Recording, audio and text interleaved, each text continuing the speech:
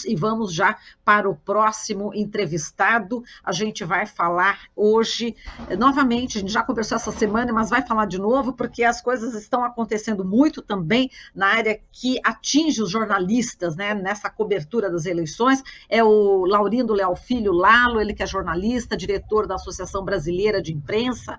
Olá, Lalo, bom dia, seja muito bem-vindo.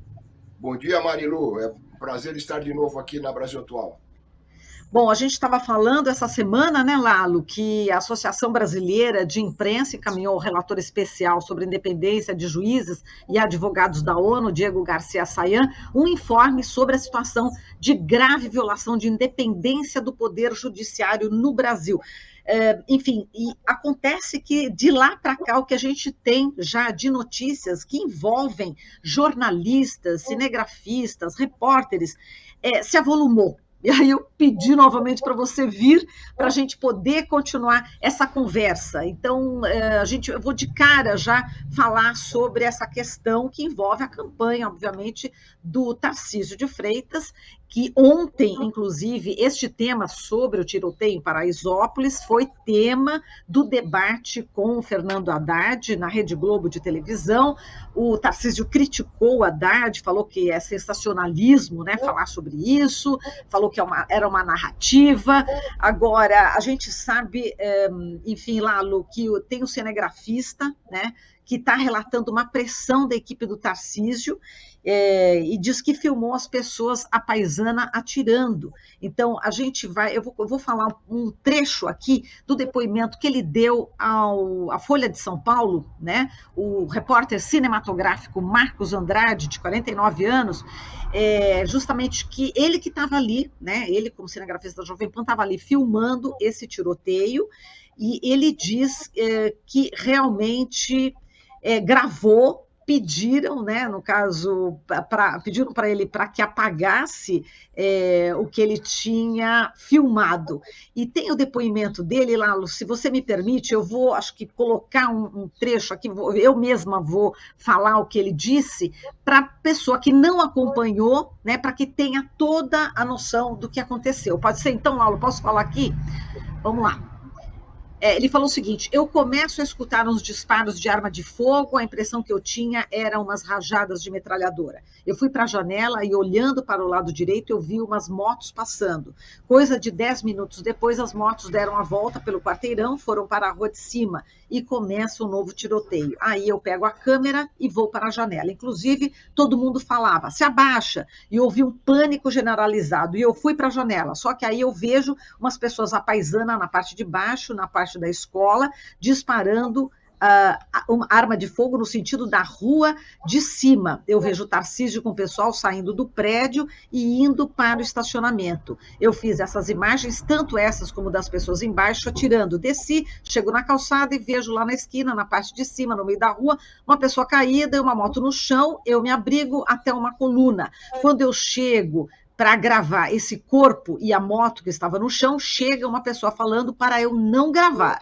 Na hora que eu vou na hora que eu vou para a parte de cima, onde o corpo e a moto está caída, eu vejo que eu tinha conversado a respeito de pedir reforço. Eu vejo ele armado e com distintivo da ABIN, Agência Brasileira de Inteligência. E outro rapaz que tenta me pedir também está com distintivo, mas eu não consigo ver bem o que era o distintivo dele. Apenas para a gente relembrar o caso aqui. Lalo, como é que você está acompanhando esse episódio, né, durante a campanha eleitoral envolvendo esse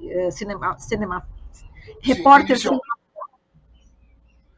inicialmente, Marilu, falando sobre a participação e a ação da Associação Brasileira de Imprensa nesse momento tão conturbado da vida nacional, onde as instituições estão muito ameaçadas. Então, nós começamos a semana, Marilu, com uma moção, né, à Comissão de Direitos Humanos da ONU, através do seu relator especial para a questão da pendência de juízes e advogados, da independência de juízes e advogados da ONU. É um relator que trata exatamente dessas questões de independência da justiça, de juízes e advogados. Então, a ABI, a partir do caso trágico da agressão à ministra Carmen Lúcia pelo Roberto Jefferson. Depois, a reação armada dele, a Polícia Federal, que cumpria uma ordem judicial. Portanto, ali estavam caracterizados dois momentos, Marilu, de agressão ao poder judiciário, agressão ao Estado brasileiro, né? Uma atitude subversiva que estava se desenrolando na frente de todos nós. Então, a ABI não via outra alternativa, porque aqui as alternativas vinham se esgotando, a ABI não via outra alternativa senão a de procurar o apoio e a denúncia externa, com mais independência do que aquelas que podem ocorrer aqui dentro. Daí a manifestação que foi feita ao relator da ONU, pedindo que ele acompanhe esse processo de deterioração das instituições jurídicas brasileiras. Bom, isso foi no começo da semana, eu já falei aqui no Jornal do Brasil Atual, no meio da semana, e nós vimos ao longo da semana, como você lembrou bem, que outras ações do mesmo tipo acabaram acontecendo. E a mais grave delas é essa que você acabou de relatar, que é uma agressão à justiça. O candidato ao governo do estado de São Paulo, pelo Partido Republicanos, ele comete um crime de obstrução da justiça, porque ele acolhe uma determinação de um subordinado seu para apagar um vídeo que, sem dúvida alguma, era a prova de uma ação criminosa que tinha sido realizada ali em Paraisópolis. Então, nós temos aí uma agravante daquilo que a ABI já vinha denunciando no início da semana.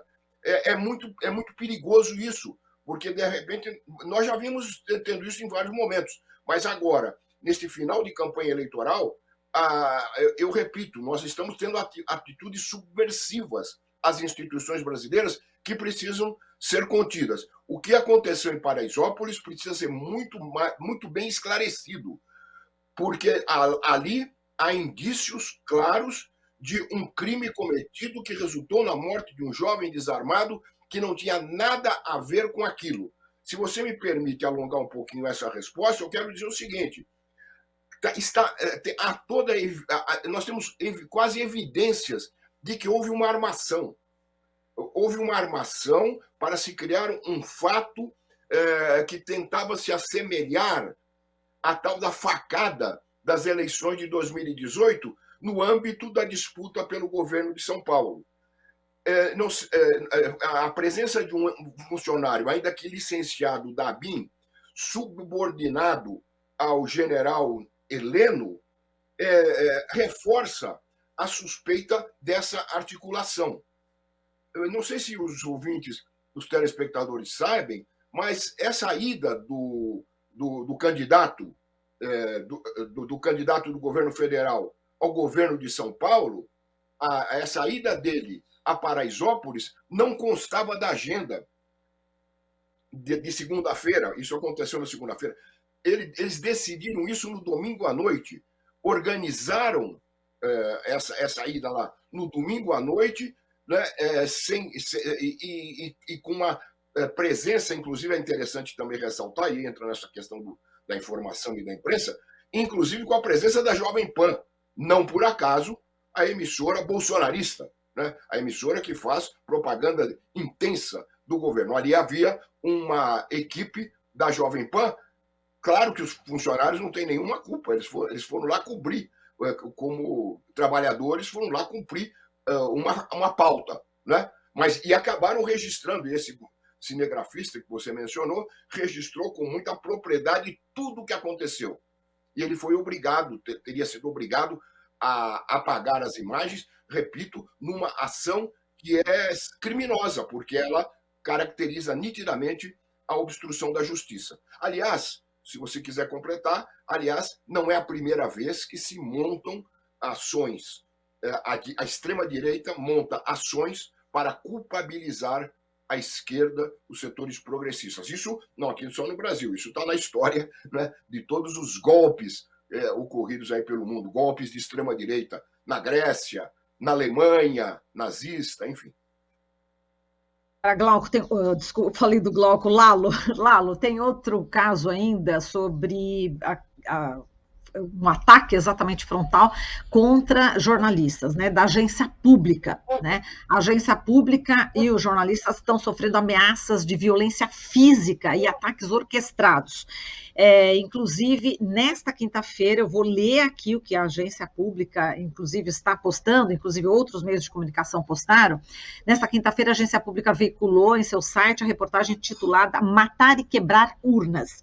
Evangélico líder de motociata incentiva crimes no Telegram, na qual reproduziu diálogos realizados em chats do Telegram, Nova Direita, 70 milhões, entre os dias 3 e 23 de outubro, de autoria de Jackson Vilar da Silva, evangélico, que se intitula Comerciante Radialista Conservador com o presidente, enfim, ele também tem, enfim, uma organização, né, que ele diz o seguinte: é o presidente do Acelera para Cristo e organizador da motociata com o presidente Jair Bolsonaro em junho de 2021, que percorreu aí 130 quilômetros da cidade de São Paulo até Americana. Bom, o que acontece é que um jornalista, né, que fez essa reportagem, ele está sendo ameaçado, né? Então, o que a gente está vendo, que a reportagem foi assinada pelo Tiago Domenici, que é diretor e editor da agência pública, e foi republicada pelo UOL, Carta Capital e Brasil 247, essa reportagem,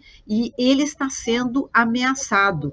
Então, está sofrendo uma grave ameaça. Ele diz o seguinte: ele diz que realmente, enfim, existe um medo, né, Lalo? Eu queria que você falasse sobre isso, você acompanhou, e esses minutinhos finais vou deixar para você falar sobre esse episódio também preocupante, né, grave, né, Lalo?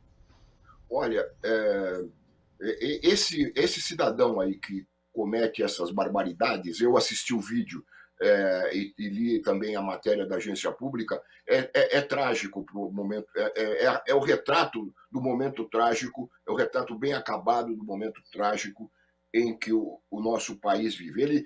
Ele comete dois crimes e que já deveria estar sendo, no mínimo, processado por eles, né? Esse que você acabou de relatar, as ameaças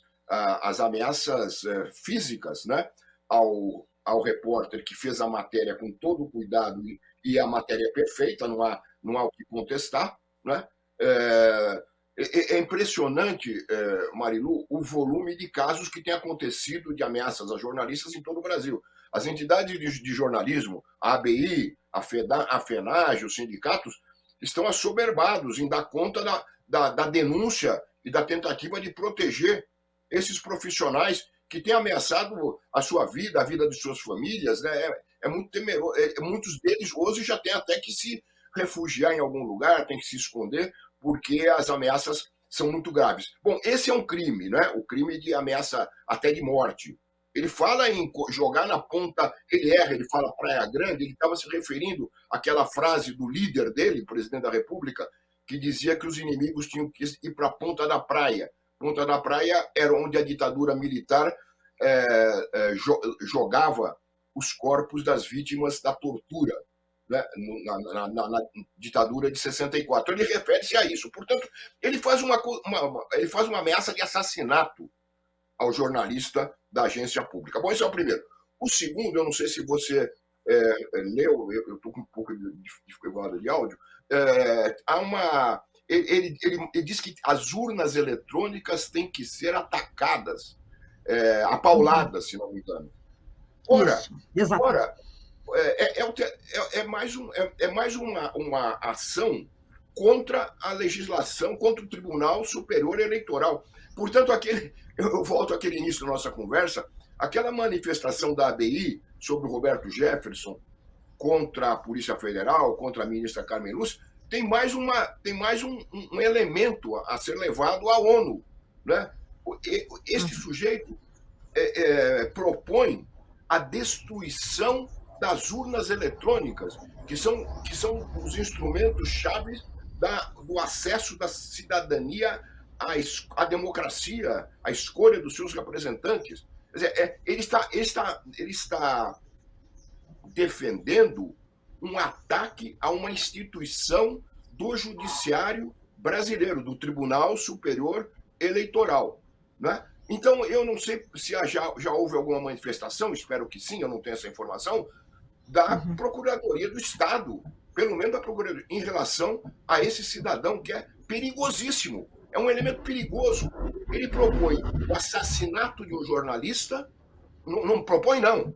Ele ameaça de assassinato um jornalista e propõe a destruição das urnas eletrônicas, simbolizando a destruição e o impedimento da sociedade de se manifestar pelo voto no próximo domingo. É gravíssimo isso. Né? Eu volto a repetir, eu volto a reafirmar, é um momento em que é fundamental o apoio e a divulgação internacional desses fatos, porque aqui as coisas vão se esgotando e, infelizmente, existe uma parte, como essas excrescências, como é o caso da Jovem Pan, que acabam ainda dando mais publicidade ainda a esses atos criminosos.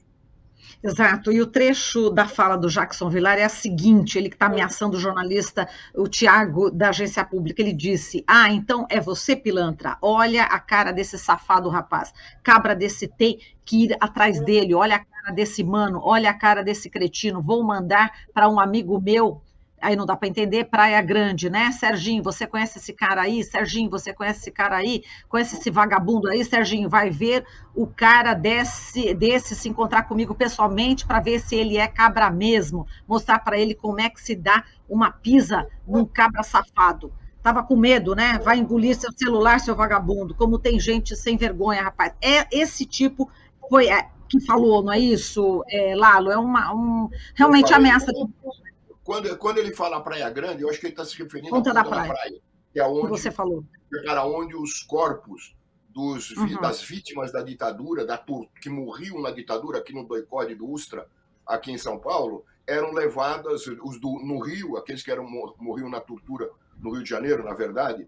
Aqui havia outros lugares aqui em São Paulo. No Rio, eles eram levados para a Ponta da Praia, mencionada pelo presidente da República, né? E isso agrava mais a situação, porque esse cidadão, Marilu, esse cidadão que fala essas barbaridades e comete esse crime, ele é orientado pelo presidente da República. Né? A orientação vem de cima para esse tipo de ataque. Ora, se o presidente da República diz que pode mandar adversários políticos para a morte e o enterro na Ponta da Praia, porque ele, um cidadão translocado como ele, não é translocado porque não é louco, né? Ele age de acordo com uma orientação política. Ele não pode também cumprir essa orientação e mandar o jornalista, o Tiago, para a Ponta da Praia. Tudo isso é importante, e eu acho importante essa conversa que nós estamos tendo, porque a tendência, você veja, nós falamos uma coisa de domingo, segunda-feira, 4, 5 dias depois, nós já temos outros casos semelhantes. Eu fico pensando o que pode acontecer amanhã, domingo, e em caso da derrota, da não reeleição do presidente da República, como esse bando, né, esse bando armado, porque ele foi armado pelo presidente da República, pode vir a se manifestar a partir do domingo à noite. Então, todo cuidado é pouco, as entidades estão atentas, o Conselho, só para dar uma informação, o Conselho Deliberativo, que é o órgão legislativo da ABI, do qual eu faço parte, está em reunião permanente. Então, nós estaremos reunidos na segunda-feira durante todo o dia, para acompanhar essa situação e, principalmente, estar atento a casos como esse do companheiro Tiago, ameaçado de morte, né, por esse marginal que propagou essas barbaridades aí nas redes sociais. Tá certo. A gente agradece, Lalo, a sua participação. Muito obrigada, um abraço para você, boa votação e até uma próxima. A gente já terminou aqui o período do jornal, já estamos com o horário esgotado, tá, Lalo? Falamos com o Laurindo Leal Filho, jornalista e diretor da Associação Brasileira de Imprensa. Você está ouvindo Jornal Brasil Atual. As notícias que os outros não dão.